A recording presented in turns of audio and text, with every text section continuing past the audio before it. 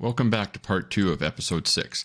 Last week, we broke down how to survive the sinister triple. Today, we are talking tech. From the unproductive status on your Garmin to the Great Headphone Debate, it's time to find out if your data is helping you or hurting you. Let's get into it. I currently have the Garmin 955 Forerunner, and I've only ever used Garmin. And honestly, I only, I'm trying to think now. I only train, all of my athletes have Garmin. I'm just, again, very apprehensive if you have an Apple Watch. Yeah. From a data standpoint. Now, I will say I have Garmin users who, and I say this with a grain of salt because if you're only using wrist-based heart rate, one, it's not accurate, but at least you're consistently inaccurate. Right. Yes. So Yes. consistency does help. But it's again, I mean, and it happens to the best of us, or I mean, even I'm guilty of it. Sometimes I just don't want to put on the chest strap. And I'm running and my heart rate says I'm at 190 and I'm running like just over a walk. And then my training piece will be like, you got a new threshold, and everything gets all skewed. So again, it's just like data overload. It's completely inaccurate. And how do you actually feel? But I Right. also love the data, which again, then your heart rate spikes, which then can mess with your fitness score. And here we are again. So Surprise, data but I is have a thought fun. on that. Right? But before I answer your question, Ann, and tell you what I have, because I know you know, because we've talked offline about this, but how many or what do you actually as a coach want to measure with your athlete?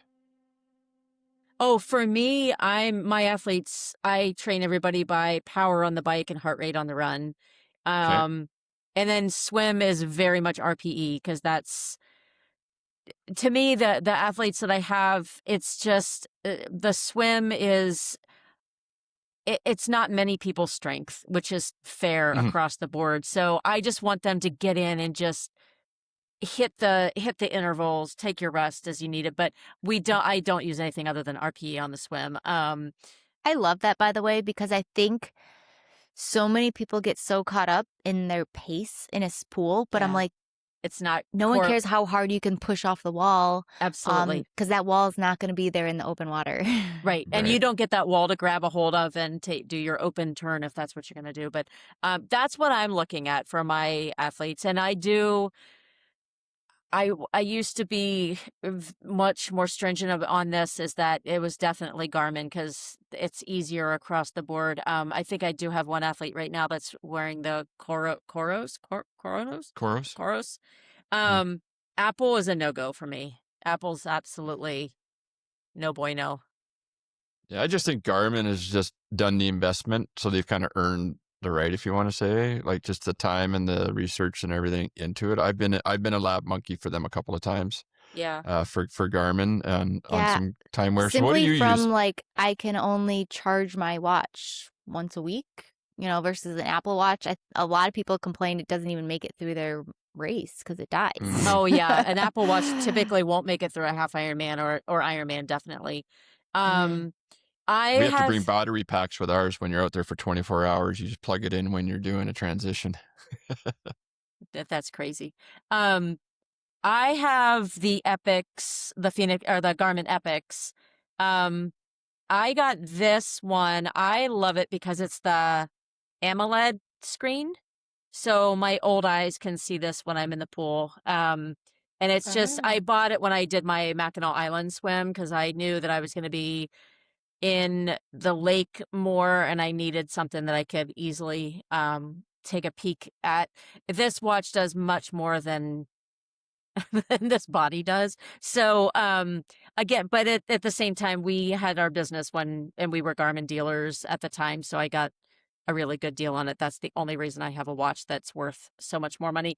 But overall, I've always been a Garmin person. Back in the day, we talked about this before. I had the old Timex that did absolutely nothing. But Garmin was in our backyard in Kansas City. So just tried and true. And that's kind of what I've always gone to. I do do the chest strap for heart rate too. So I don't. And you have the Aura ring I as well, do right? have the Aura ring. Look at the thing. I did put it on this. Um, I do. I do have the Aura ring. It's new to my life. I did the Whoop strap when it first came out.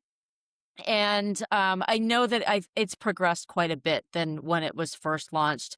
The only reason I didn't stick with the Whoop is that, again, swimming, it would flip all the time, like pushing off the wall, it kind of would twist, and it just really got annoying.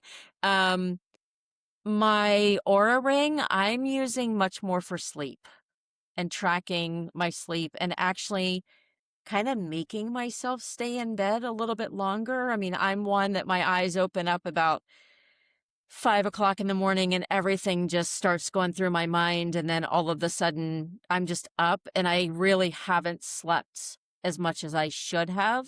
So, I've been much more aware. My HRV is doing something a little bit funky right now, but I use mine more for sleep. I do tend to, when I'm not training, I do have a job where I'm up and down all day, but I don't get as many steps in as I should. So it does kind of keep me accountable for like getting my baseline like calorie burn, if you will, set.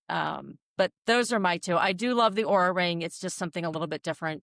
I can swim with it. I can, Do you find it to be the same as what your Garmin data tracks? It's hard to say because I don't sleep with my Garmin on. It's too much. I can't do that. I will say there are some nights though that with my job I'm on call like every other week. So I have been known to sleep through phone calls in the middle of the night that I shouldn't.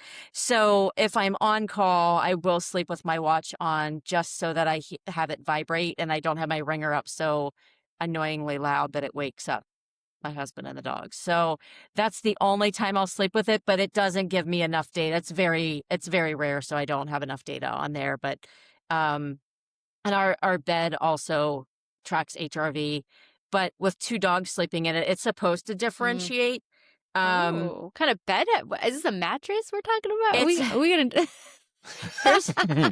It's a fancy bed. It's a Sleep Number bed, so it does have that HRV tracking. But yeah, it's also, I think they have a it's not an app, but it's the new upgrade to the Sleep Number that it now will track your breath. If you turn it on, I don't know. I don't do all of that. Like your stuff, respirations? Yes, thank you. Yeah, that's a better word than breath. Don't want to track my breath. No. No. No. So there's so much out there though. And I haven't sat down and compared the Sleep Number to the Ring and all of that stuff. I just look at one of them and like, yeah, it's about right. That's how I feel. When it's nice to you, right? Yes. That's right. Yeah. Yeah. When it's nice to me. Yeah. So Alicia, what metrics as a coach do you primarily focus on? And how many?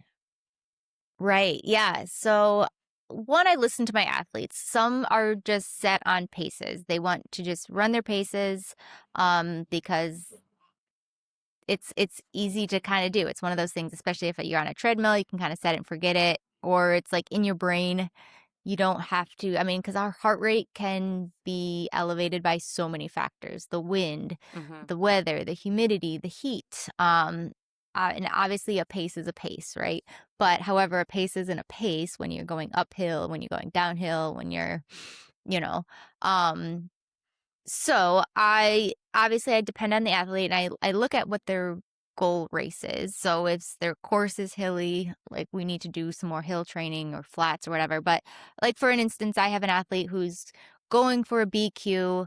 We know the time she needs to be. And so when it comes to paces, I'm like, listen, we're out for an easy run. This is a zone 2 run. However, if your heart rate jumps up higher, like that is going to determine your zone 2. So you can stay in your pace, but you need to double check. You need to cross check with one, what your heart rate is saying, and two, does it feel easy? Like, does it feel like a zone 2? I also I love me some nice naked runs. Yes. Naked meaning no watch. No tech. Yeah. Sometimes though I will have them run with their phone and track it, so it's not beeping at them. They have no idea. They can't check it, and kind of compare themselves. Like, did they run faster? Did they run slower? But especially on those days when I'm like, I just want you to move. I don't care about your pace. But sometimes they want to just be able to like put it into Training Peaks and like own it and it be Strava. there so they get the score. Yeah. Oh, the Strava. The Strava. Mhm. Yeah, and JW, I know you do a lot with power. Like, how about that? Yeah. Mm-hmm. So the ones, and I think you asked like, what have I used or what am I using? I mean, I've used the time wear. I can't remember if we talked about Yes. that on the show or off the show. So time wear, I like it. I don't use it as much now just because the app was a little unstable, but I was in on the beta program, so to say. So it, Yep. you're supposed to find all the faults. But I really liked it because it really, really worked well with ventilatory thresholds, right? And I think that was good. I use Polar H10 chest strap. I'm a big you need the chest strap as well. Like it's, we're going to tell you here in a moment that, how does your wrist know what the rest of your body's doing, so to say. So I like the heart rate chest strap. And then a run pod, right? So it just happens to be the Stride is the big one out there. The only issues that I have, let's say that when we come into like the Stride, and some of these other, and especially our watches. So I have the 745. But first generation 745. So it's older, right? Our devices measure so much. And then our athletes get so entwined with so much.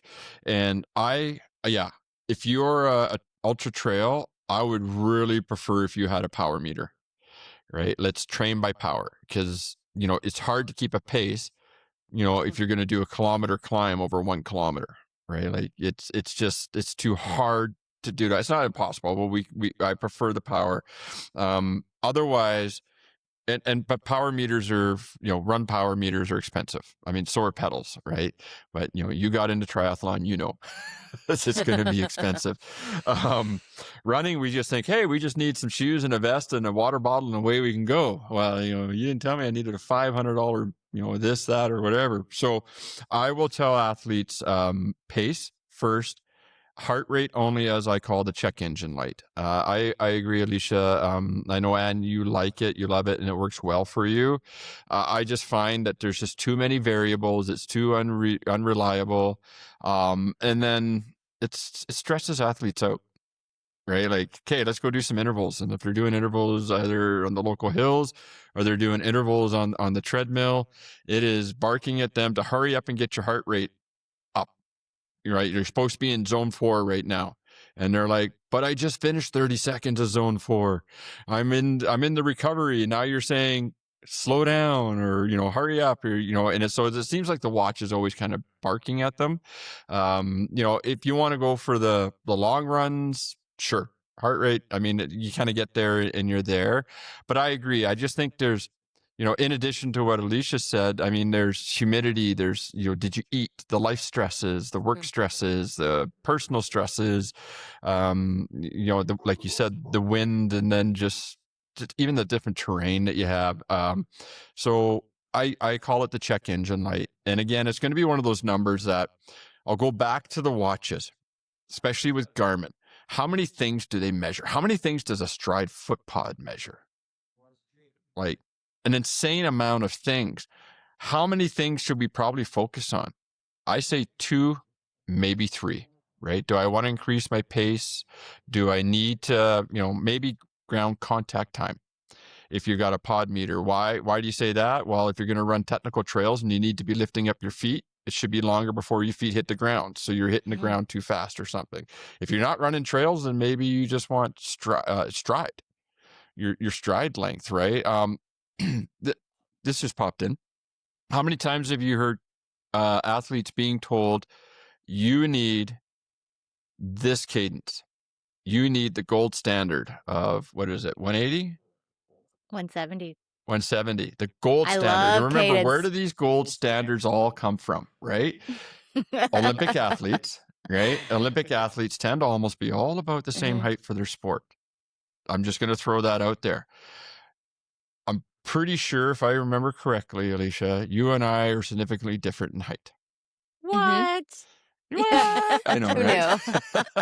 I'm just going back to Utah. It was a couple of years ago, right? But we're different in height. So you're telling me that I need a cadence of 170 and you need a cadence of 170? And that is going to be what's going to create either one of us to have a perfect run. I will always kind of come back, and this comes back to one of the certifications I did, preventing running injuries with the running clinic. And if you have a natural cadence and it's working for you, why do you want to change it because some gold standard told you had to? Yeah, I think a time to change it is if you're constantly getting injuries. I think that's something that you need to look at. And I think if you are your ground contact time correct, I think but I do think if you're running in like the 150s, that's a little too slow for me. Regardless if your pace is slow or your pace is fast. Now, obviously, the faster you go, naturally, your cadence is just going to go up. However, I have seen people improve their running economy simply by increasing their footsteps. Okay.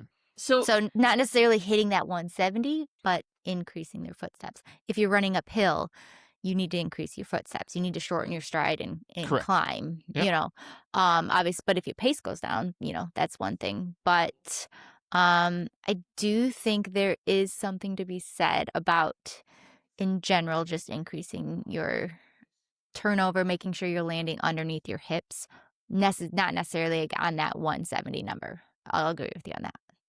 Alicia, what are you using for Matrix for running? Are you using power also? I have a stride power meter, but I don't. We talked about this off camera. It was like another number that I needed to memorize, and it was constantly making me want to retest, and I was getting frustrated, and I'm just like, I just want to run. And maybe that's you. Maybe you're in a thing of data overload. Data is fun. Technology is fun. Numbers are fun. But at the end of the day, it really does come down to how do you feel, and just get out there and just go. What are you coaching your athletes with? For running? Yeah.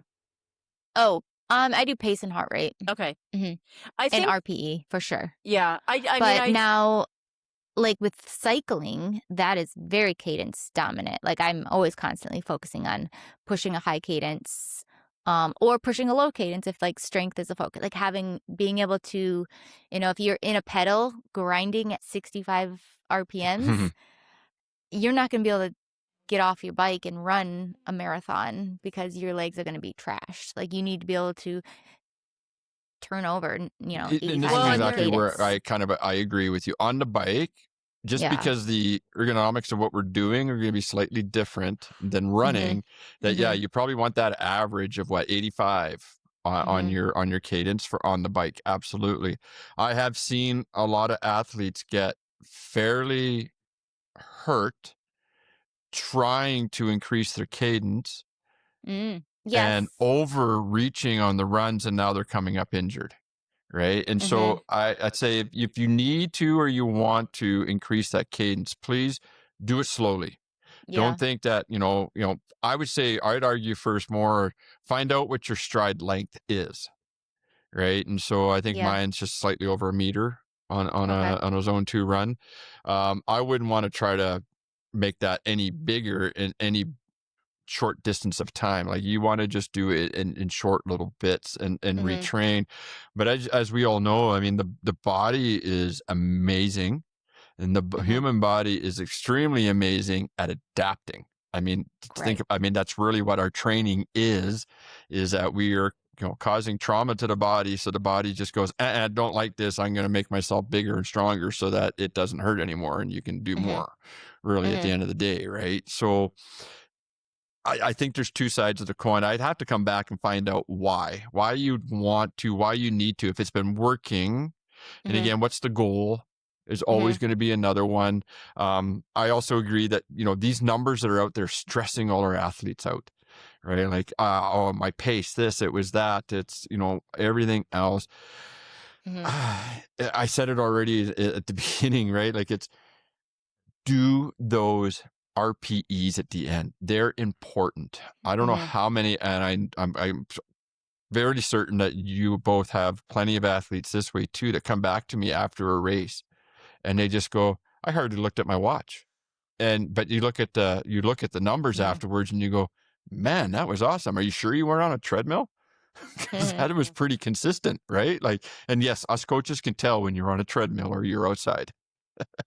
Well, and then there's the other factor of, I know, for example, 100% Chicago Marathon, you go try to run that, your Garmin's not going to pick up on the data. 100%. Yeah, there are too many So buildings. Yeah. are you going to be so caught up in your head because your pace isn't showing up on your watch that you're missing the whole point of running? That, So I have another question. This is kind of along the lines of wearables. On race day, do you run with headphones? Me? No. Alicia? I don't. Obviously, a triathlon, no. A trail run, no. A road race, yes. Oh, do you? Okay, so. But I run with one, not two. Okay. So do you encourage your athletes to use it, or do you leave it up to them? I completely leave it up to them. Yeah, I leave it up to them too, but I tell them, like, especially the ultra trail runners, like the athletes, I'm like, you're doing something that a lot of people haven't caught on to yet. So enjoy this, right? Yeah. Like, because it's just going to get better. And I tell them, when you're at the top of whatever summits, whatever peaks you get by this, when you get over by Hague Lake or you get to here, you get to this part of the trail, pull out your phone and take a selfie. Take a picture. When you're at that peak, take a picture and you go, oh, but I'm in a race. Sure, you're in a race. You're in a 30-hour race. I'm pretty sure 30 seconds to take a picture and enjoy it. I mean, like, anybody who knows anything about force bathing, I mean, like, this is it. Like, just take that picture and enjoy it. Yeah. I am anti-headphone. Okay. I am strongly anti-headphones. I will. Go ahead. Are you anti-headphones in your training? Pretty much, yeah.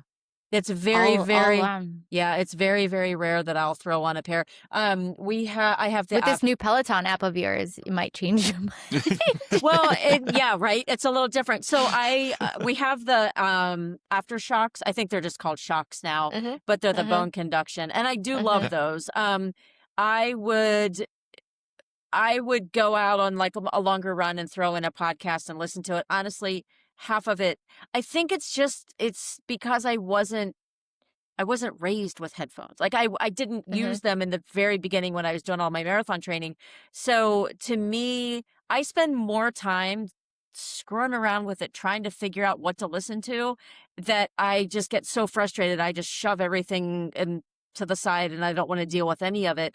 Also, I think too that there's so much noise in our lives, and there's so much, like, at the end of the day, I don't want to, like, I just don't want more noise in my head. So I also I do discourage my athletes from using it, especially if they want to use it during training, that's up to them. I do highly encourage them to drop them about 3 weeks before the race and not to use them, because triathlon, you can't. It is against the rules. Has anyone ever been pulled off the course for it? Absolutely not. But I think it's an aid, and I think you really need to learn your body, and you need to work on that mental game. And Mhm. I am a big believer that headphones and whatever noise you're putting in, I say noise, like it could be a podcast, noise relative term, but Mhm. I feel like it is very much an aid, and you have got to work on your mental game and really focus on your body and listen to your body, literally. And also I have some really good marathon stories of the things that I heard around me and the stories. Yes. And whether it was the guy with the one Tylenol that was bouncing around in his pill bottle on the back of his pants that drove me nuts, or the flippin' jingle bells on someone's shoes. But those are the things that I remember. And when you have so much noise in your Mhm. mind and in your head, I feel like you're losing a huge experience by plugging into and being out of that experience. I have a really funny story, and I know we're like approaching Yeah. 90 minutes now.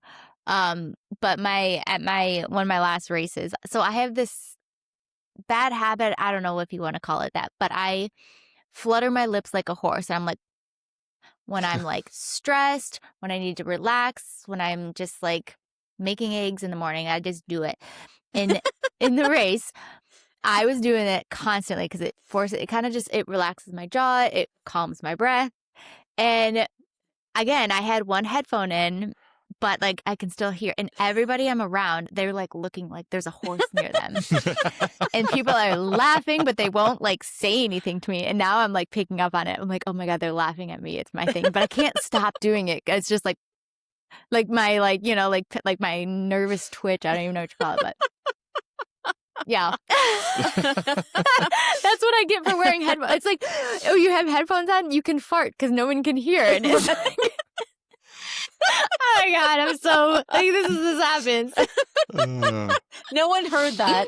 No one heard any of that. And, you know, if you're still listening to this podcast, you're a true follower. That's right, yeah. Go hit that subscribe. Yes.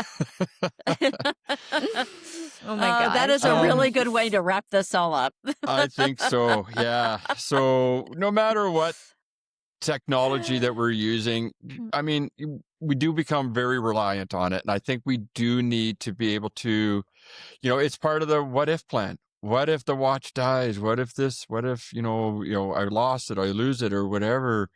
A lot of athletes will shut down, right? They just become so reliant on it. So, our challenge, I'll tell you what the challenge is, or your homework after here. But definitely, like I said, I get so many positive feedback from athletes just by doing that RPE after every session, to just think. But it's not just, how do you feel right then? So the run is done. I'm feeling great right now. Think about the whole run. That's what we want you kind of doing the RPE on. Was it a smiley face at the beginning, the middle, and the end? Or was it a little tougher of a run because it took you longer to get built up? Because what you're doing is you're just building more of those synapses in your brain to now just know that you can run without the technology, trust your body. I coach a lot of my athletes to do the body scans. Right? Like, you got to do that. Am I shrugging? Am my shoulders really tight? Do I need to drop them? Do I need to just shake out the hands? Do I need to flutter my lips? Whatever it is when you're out there, we've all got the certain things, but then those body scans, you just go, how am I feeling? I heard on a podcast snip, you all might have heard it too, and I think and the lady said, and this just so hit with me, and it was hilarious, but it was like, when you're doing these body scans, no time in the history of blisters has it ever gone away by ignoring it. Yeah, that's true. I'm like, that is golden. Like, that's so true. I wish I could remember her name and the podcast I heard it on. But when you're doing these body scans, you got to check these things out. Am I tight? Am I whatever? And get ahead of it and have that what if plan and get there. So I think there were some pretty good discussions today, right? Was there any final comments before I throw the homework out to them? No, I think go for it. Awesome. So really, where did it go? There it is. Like, the tech can measure so much, but really at the end of the day, everybody has to try to teach ourselves to be able to monitor ourselves. And so the homework is going to be, take that naked run. right? Then naked, as Alicia mentioned, means the technology. So whether you cover the technology up, you turn it off. I often tell my athletes, turn off the alerts when you're out of zone. I will look at it afterwards, and trust me, I'll let you know when you're out of zone, right? But do a naked run. So basically a tech free, and just try to tune into yourself as you go, and tell us how you did. Like, what was that RPE? Were you pretty close to what it was? I say, wear the watch and put like a sweatband over it so you can't see it, right? So at least you have something to compare to as you come back and you go, hey, I felt this great. Oh, the numbers kind of do this. Also, did you feel real anxious? Did you feel lost without that technology? Or did you actually feel pretty liberated, right? Like, you know what? I actually didn't miss the watch. I didn't miss looking at my zones. I just got out and enjoyed that long run. Okay. So experiment with it. Try it. Go for a naked run. As always, we ask, please drop some comments in. If you got any questions, follow up. If you got Coach Ann, Coach Alicia, on anything, you drop us a line. We'll get it in there. If anybody has any questions that they want to ask us, drop a line in there. We'd be happy to answer some of your questions. If you haven't noticed, we have no shortage of information that we want to share. All right. I'm gonna add one caveat there.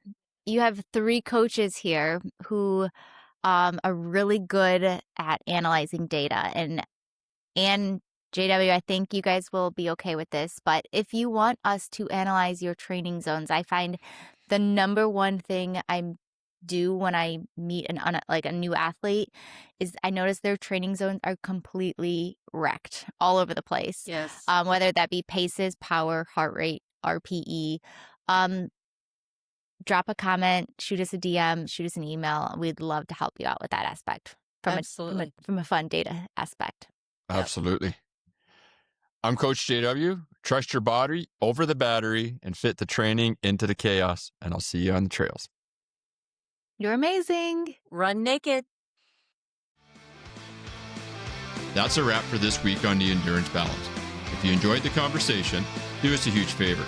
Hit that follow or subscribe button on your podcast app right now. It's the best way to support the show. And hey, we want to see your chaos. So come find us on Instagram at The Endurance Balance and drop us a DM. For Coach Alicia and Coach Ann, I'm Coach JW. Thanks for listening, and we'll see you on the trails.